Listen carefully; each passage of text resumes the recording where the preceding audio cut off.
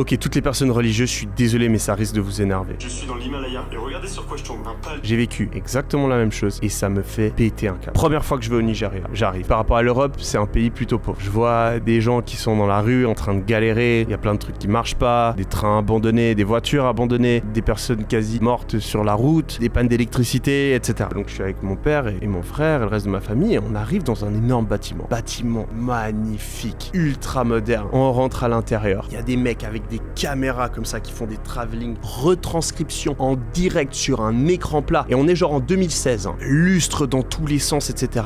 Et bien sûr, on est dans une église. On est dans une église et c'est de loin le bâtiment le plus stylé de la ville. Plus stylé que le centre commercial, plus stylé que les baraques de riches autour, plus stylé que les bâtiments du gouvernement. C'est le bâtiment le plus luxueux de loin. À l'intérieur, plusieurs centaines de personnes. On va du coup dans le bureau du pasteur qui nous reçoit et il a le bureau le plus gros que j'ai vu de ma vie. Genre 4 fois ça. Il a des stylos en or sur le bureau. C'est un petit homme un petit peu comme ça. Et bien sûr, tout le monde lui serre la main, ça se baisse comme ça, etc. Et le mec est arrogant au possible. Je me souviens qu'à un moment, il me donne un bout de papier, je sais pas quoi, et je l'attrape avec la main gauche. Il commence à m'engueuler parce qu'en fait, ça se fait pas, faut attraper avec la main droite, etc. Le mec croit que c'est un dieu sur terre. Bref, on lui parle, machin, on retourne dans l'église, et là, il commence à faire son discours. Et il donne le micro à plusieurs personnes de la salle, et t'en as un qui m'a marqué, qui raconte que sa maison a brûlé. Et il est là, merci Dieu, merci l'église, parce que malgré que ma maison est brûlée, personne de ma famille n'est mort. Donc le mec a tout perdu, hein. On arrive vers la fin de la cérémonie, et donc le pasteur dit, maintenant vous savez ce qu'il faut faire, c'est le moment où vous allez devoir donner à l'église. Rappelez-vous que c'est mal vu de venir ici et de ne rien donner. Et donc il y a des mecs qui passent avec des paniers comme ça, et tout le monde qui donne des thunes, donne des thunes, donne des thunes. Et le même mec